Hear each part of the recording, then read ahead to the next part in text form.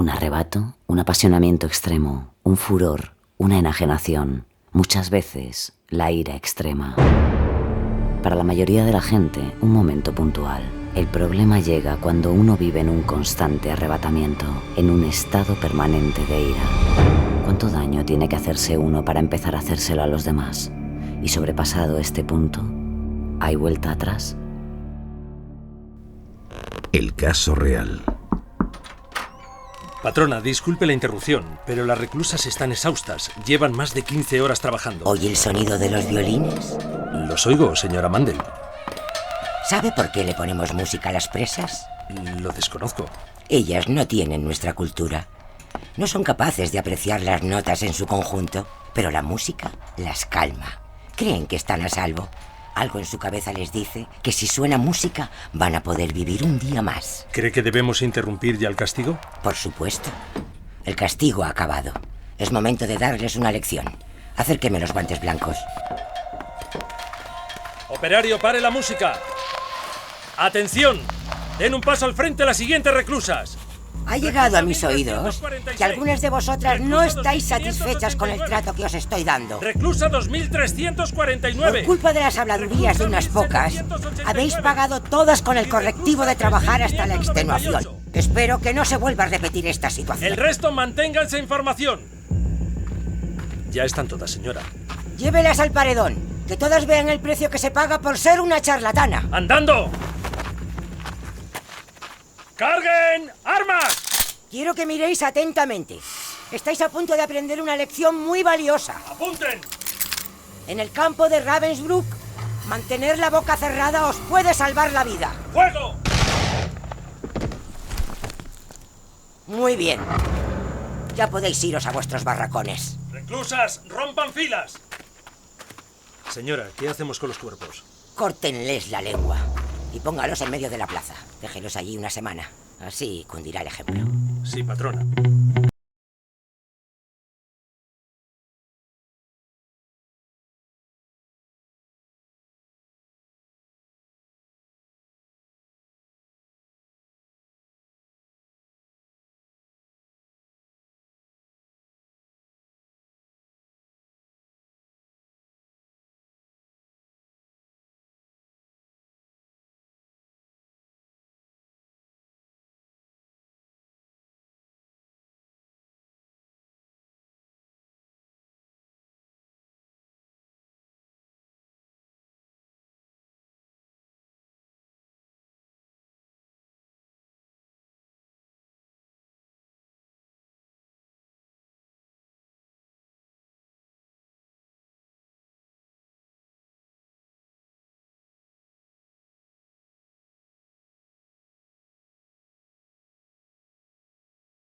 A los ojos, ni por supuesto que contradijesen sus órdenes, y menos aún que dejasen de trabajar por cansancio.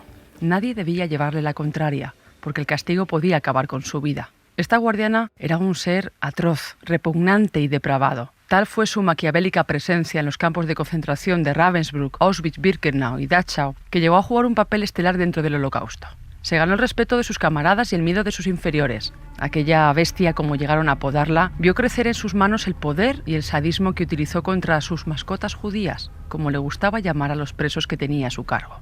Toda su naturaleza atormentada y confusa emergió en una doble personalidad, por llamarlo de alguna forma, que afloraba dependiendo de la situación. Mandel estaba muy cuerda, no nos equivoquemos, pero en ocasiones toda aquella brutalidad que saciaba golpeando a reclusos que le importunaban no se correspondía con la delicadeza que irradiaba cuando escuchaba la música clásica que magistralmente interpretaba la orquesta del barracón.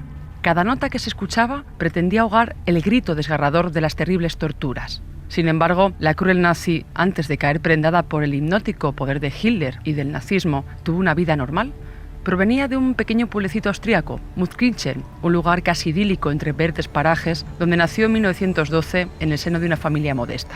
Su padre, zapatero remendón, y su madre, con negocios de herrería, criaron a María y a sus 3 hijos en la religión católica. De hecho, eran practicantes e iban todos los domingos a misa. La niña, que además fue la pequeña de los 4 hermanos, se crió entre algodones. Fue un ser mimado y consentido que siempre tuvo todas las atenciones por parte de sus progenitores, al igual que en el colegio, donde se convirtió en una persona muy popular. Su físico siempre le benefició. Era una jovencita preciosa, pero su labia y esa personalidad zalamera y aduladora le permitieron llegar muy lejos, sobre todo en el régimen nazi. Trabajó en correos, pero fue despedida por ir en contra de las ideas del nacionalsocialismo. Curioso, ¿verdad? Porque finalmente comulgó con ruedas de molino y acabó trabajando como guardiana en el centro de internamiento de Lichtenburg. De allí la trasladaron en 1939 al campo de concentración de Ravensbrück, el llamado Puente de los Cuervos, donde ejerció como supervisora en jefe y donde desplegó sus armas más dañinas y sanguinarias con los internos. En este lugar, aparentemente erigido para leccionar a otras compañeras con respecto a tareas administrativas que debían realizar en el campo, en realidad se perpetraron las más macabras vejaciones, torturas y crímenes que podamos llegar a imaginar.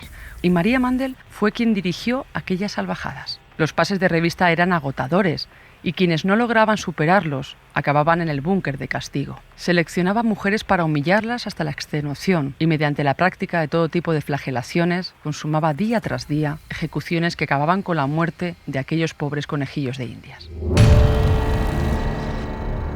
El uniforme de la Mandel no era igual que el del resto de las guardianas del campo. Vestía con falda, chaqueta y botas altas con punta de hierro. Era un perfecto ejemplo de propaganda nazi, tanto en apariencia como en métodos. Solía caminar por el campo esperando a que alguna reclusa cometiera un error para poder descargar sobre ella toda su furia. Aquella mañana, la mala fortuna recayó sobre una anciana que había robado un trozo de pan. Además de vieja, tienes la mano muy larga. Lo siento, por favor. Las reclusas miraban la escena sintiendo cada latigazo como si la espalda de la anciana fuera la suya. Entre ellas estaba Nettia Oetker, una ferviente activista opositora del régimen de Hitler. ¡Déjala en paz! ¿Por qué pegas a una anciana que podría ser tu madre? Ah, mira. Otra presa que intenta hacerse la heroína. Ven aquí, que te vamos a quitar las agallas a latigazos. La Mandel blandió su látigo contra Nettia, pero ésta, con un rápido movimiento, consiguió zafarse y agarrar a la guardiana por el brazo. ¡Ah! ¡Yo soy una dama y no tienes ningún derecho a pegarme! ¡Suéltame! ¡Tú no tienes derechos! ¡Guardias! ¡Detenedla! Os juro que el mundo entero sabrá lo que hacéis aquí dentro. ¡Ah! Así que solo te callas a golpes, ¿no? ¡Llevadla al búnker! La encerraron en una celda completamente a oscuras. Solo vio la luz para ser flagelada y torturada. Cada día, la Mandel la visitaba para divertirse golpeando su cuerpo. Pero con cada latigazo, Nettia repetía siempre la misma frase. Una y otra vez, día tras día. Soy una dama y a las damas no hay que pegarles. Tú y los tuyos no sabéis tener la boca cerrada. Es cuestión de raza. No hacéis estúpidos. Hay una dama.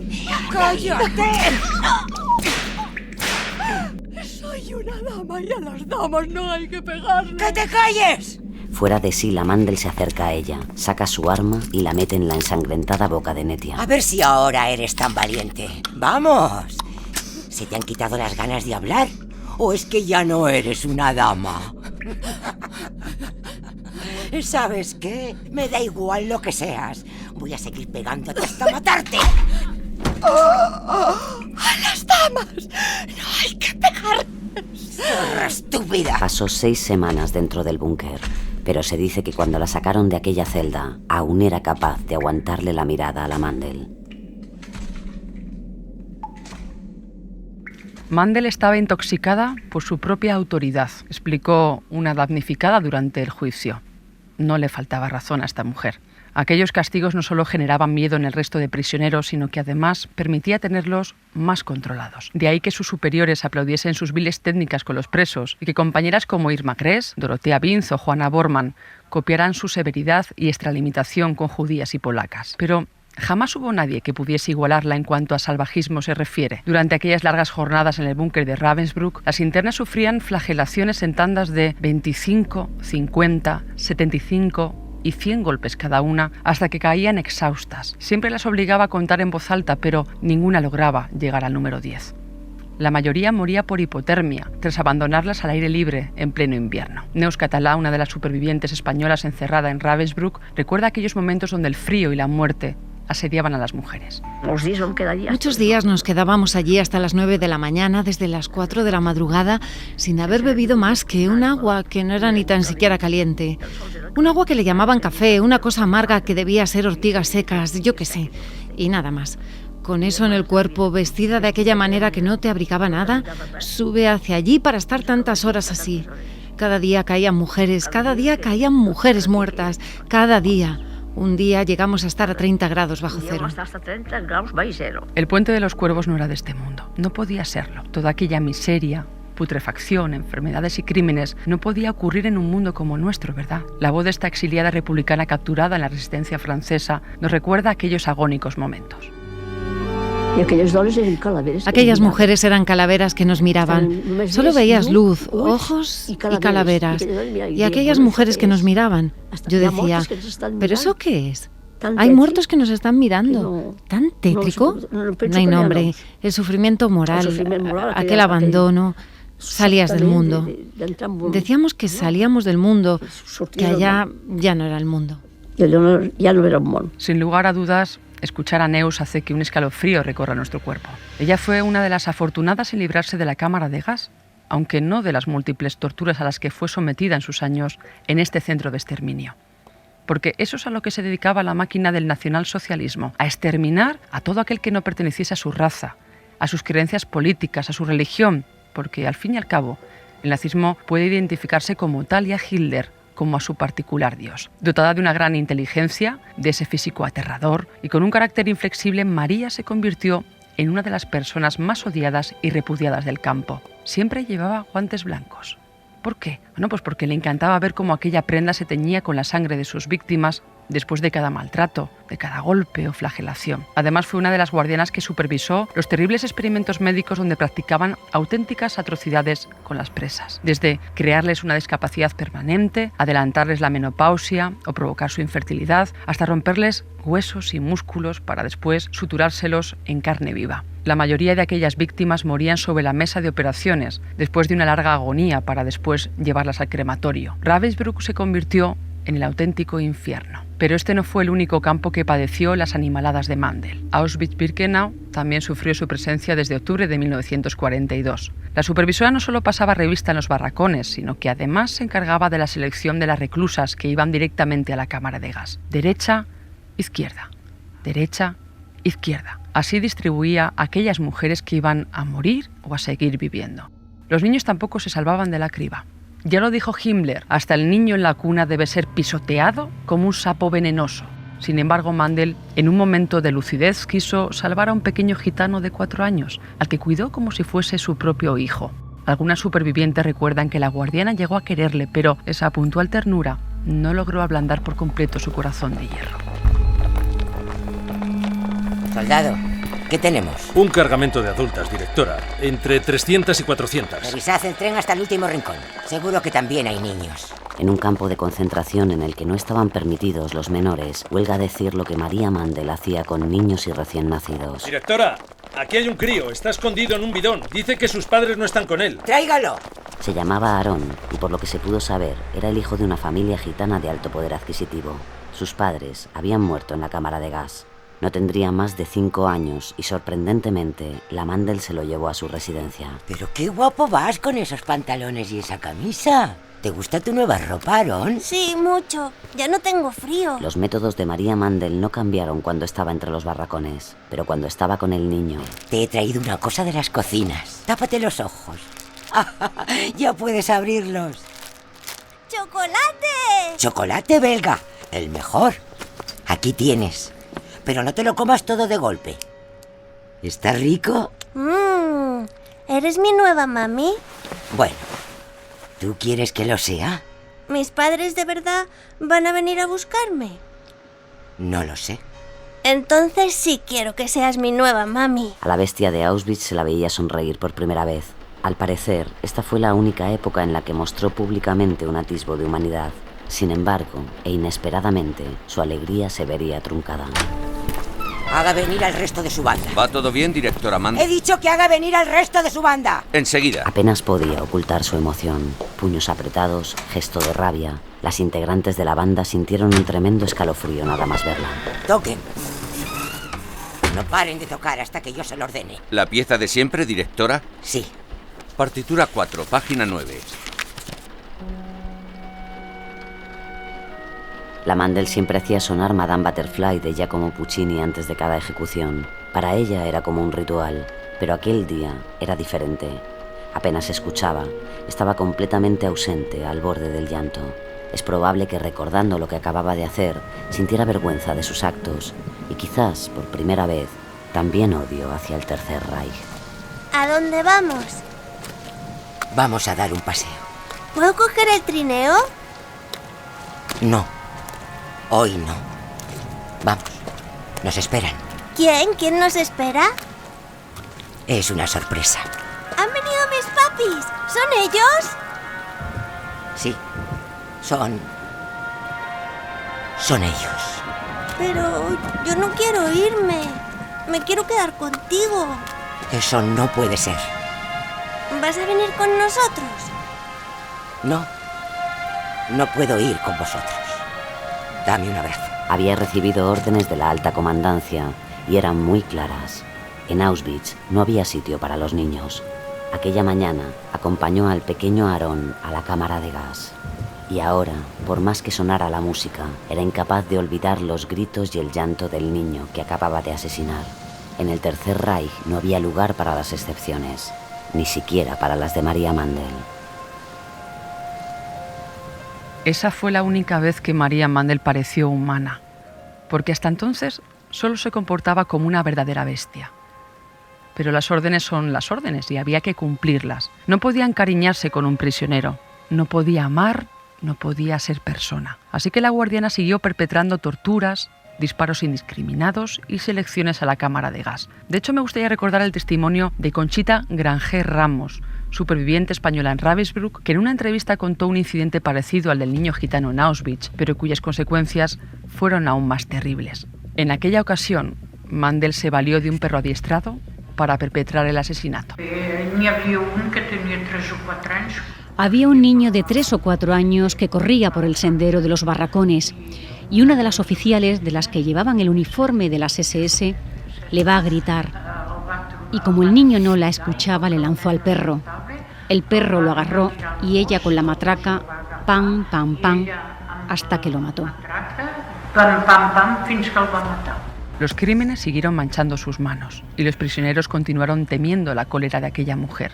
Todos sus movimientos infundían pánico, incluso entre sus propios camaradas que evitaban encontrarse con ella. No me extraña, la verdad. Además, la música clásica siempre acompañaba sus fechorías. La pasión de Mandel por Puccini era casi obsesiva y esto le llevó a crear la primera orquesta de mujeres de Auschwitz. Dicha agrupación constaba de prisioneras cualificadas que debían tocar distintas piezas de música dependiendo de la situación. Había música cuando llegaban los reclusos al campamento, durante las elecciones a la cámara de gas, en los pases de revista, durante los trabajos forzados y, por supuesto, durante las torturas y asesinatos. Los nazis lo tenían todo bien estudiado.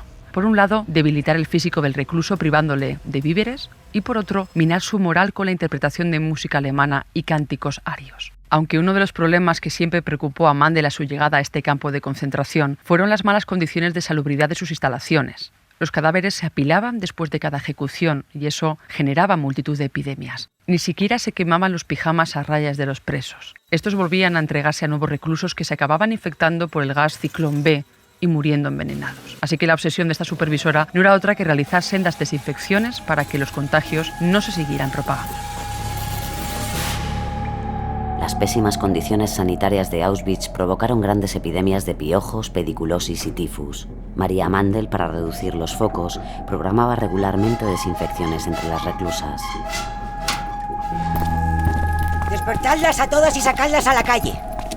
Las que estén enfermas ya sabéis dónde las tenéis que llevar. Entendido, directora. ¡Arriba! ¡Levantaos! Sois sucias y apestáis. Vamos a daros unas clases de higiene personal. ¡Caminad! No lo hacía por ellas, lo hacía por no infectarse ella. ¡Desnudaos! Caminad en fila y dejad toda vuestra ropa en este contenedor para la desinfección. ¡Más rápido! Eran las 5 de la madrugada de un frío domingo de 1943. Casi 1000 mujeres están en fila. La temperatura es de 7 grados bajo cero. Soldados, inicien la desinfección. Primero les aplicaban un tinte desinfectante. Después las rociaban con agua a presión casi helada. Aquella operación se prolongaba durante casi un día. Las más débiles iban cayendo víctimas del frío, mientras la Mandel, aburrida, mataba el rato a su cruel manera. 5, 4, 3, 2, 1, 0. Tú, dime tu nombre. La miraba desafiante a los ojos. Me llamo Erna. Erna, un nombre de mascota. Vamos a jugar a algo. Lo vamos a llamar ¿A quién quieres que mate? Le coloca el cañón de su arma en la frente. Te voy a hacer una pregunta, Erna. ¿Qué prefieres? ¿Que mate a tu compañera de la izquierda o a la de tu derecha? Vamos, responde. Tienes 3 segundos. Si no respondes, te mato a ti. 1, 2... Derecha. ¿Mi derecha o tu derecha? La mía. Mi derecha. De acuerdo. Así sea. Entonces Mandel desplaza la pistola hasta la presa que Erna tiene a su derecha y le revienta la cabeza de un disparo a bocajarro. Soldados, les dejo al mando. Repartan los uniformes. Me retiro. Estas desinfecciones me agotan. ¡Reclusas! Recoged el uniforme y volver al barracón en fila india. No os vistáis en la calle. Hacedlo cuando estéis dentro. ¡Vamos! Aquel día murieron de frío 300 mujeres. Las que volvieron al barracón no corrieron mejor suerte. No se les dio uniformes limpios, sino los de reclusas que habían sido gaseadas y contenían restos de ciclón B. Los efluvios gaseosos, altamente tóxicos, les provocaron una agónica muerte por asfixia.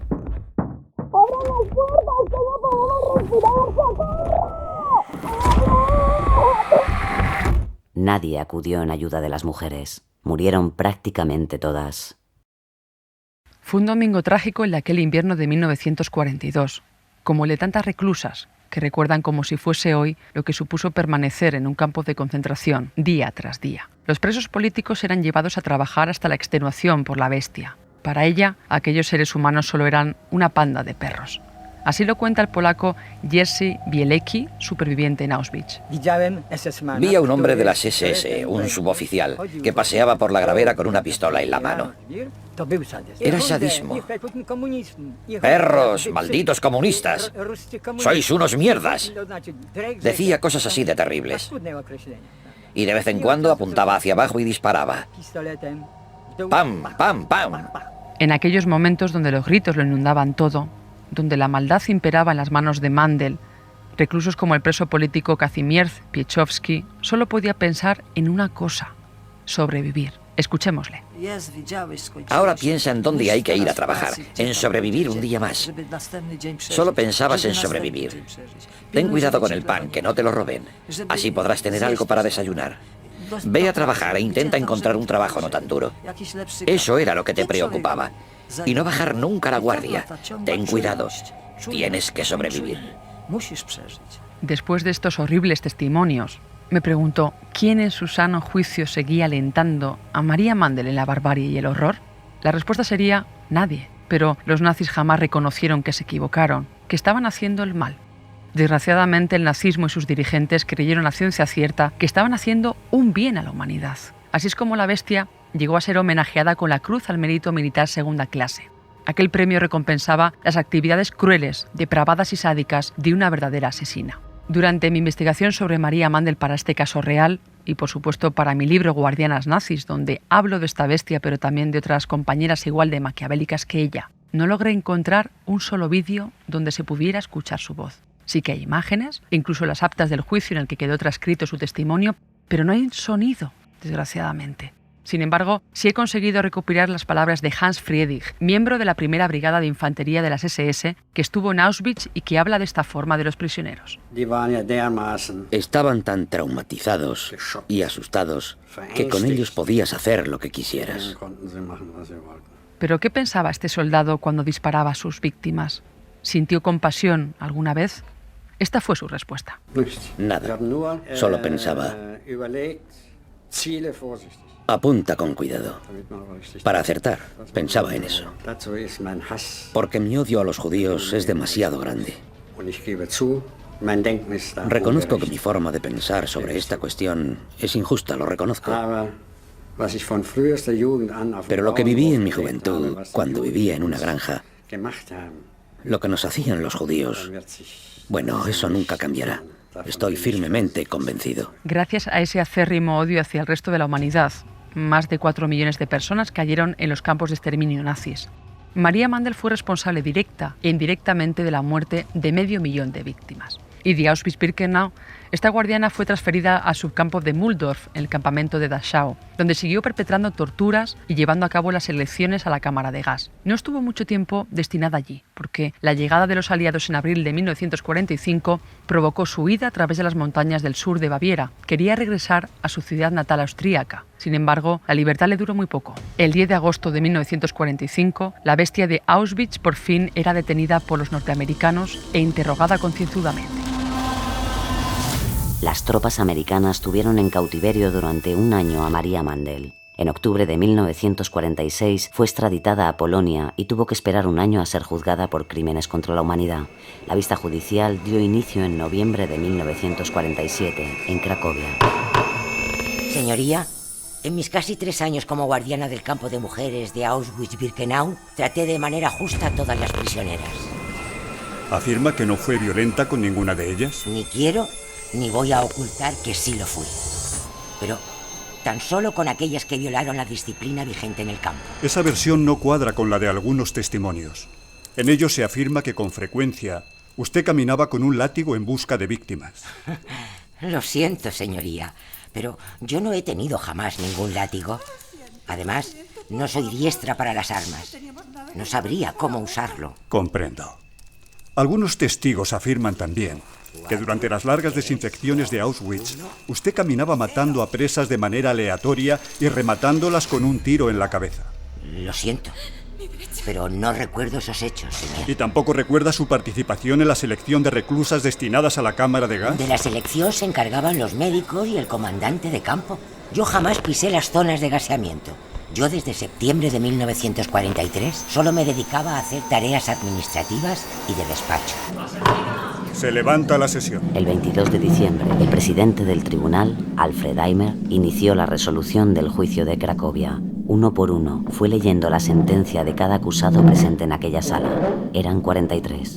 La Mandel parecía otra persona. Intentaba controlar sus emociones, respiraba muy rápido, le temblaba el rostro y su cara se ruborizaba a medida que llegaba el momento de conocer su destino. María Mandel, levántese, por favor. ¿Desea decir algo antes de escuchar su veredicto? No tengo nada que decir que no haya dicho ya. Soy inocente. Tras oír a los testimonios recogidos en esta vista y escuchar su versión de los hechos, este tribunal la condena a morir en la horca por su activa participación en los gaseamientos del campo de mujeres de Auschwitz. ¡Púdrete en el infierno! La Mandel no abrió la boca. Permanecía tensa y con la mirada perdida. Se le trasladará con efectos inmediatos a la prisión Montelupich de Cracovia y allí será custodiada hasta el día de su ejecución. Alguaciles, llévensela.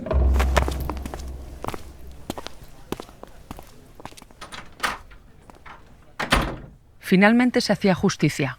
La bestia iba a morir en la horca. Sin embargo, un día antes de que María Mandel fuese ejecutada, esta tuvo la oportunidad de, purgar sus pecados en el baño común de la prisión. Esa mañana la entonces supervisora y su compañera Teresa Brendel se encontraban en las duchas cuando se percataron de una cara que les resultaba del todo familiar. Se trataba de la exsuperviviente Stanisława Rachalowa, reclusa de Auschwitz, que había sufrido las agresiones y vejaciones de la famada nazi. Pese a su liberación al final de la guerra, esta mujer volvió a ser encarcelada por sus actividades contra el comunismo y enviada a prisión, la misma donde dormía con sus carceleras. La situación fue muy inquietante, porque Stanisława observó que Mandel se dirigía hacia ella. La polaca estaba aterrorizada, sin saber qué hacer, desnuda y mojada, porque nuevamente volvía a toparse con la guardiana. Durante esos instantes, rememoró los castigos más severos que había recibido en el pasado. Pero, de repente, Mandel le miró con el rostro bañado en lágrimas, y con un sentimiento absoluto de humillación, dijo lentamente y con claridad: «Le ruego que me perdone». Entonces Stanisława aparcó el rencor y el odio que sentía y le respondió: «Le perdono en nombre de los prisioneros». Mandel se arrodilló y comenzó a besarle la mano. Tras el agradable encuentro, todas regresaron a sus respectivas celdas, pero antes de perderse de vista, la bestia de Auschwitz volvió la cabeza y sonriendo dijo en un perfecto polaco: «Gracias». Esta fue la última vez que víctima y verdugo se vieron. María Mandel fue ejecutada en Cracovia el 24 de enero de 1948. A las 7:09 de la mañana le colocaron una soga al cuello y fue ahorcada junto con otros 4 altos cargos del Tercer Reich. Sus últimas palabras antes de morir fueron: «Viva Polonia». Tenía 36 años y más de 500.000 muertes a sus espaldas. Su cuerpo fue donado a la ciencia.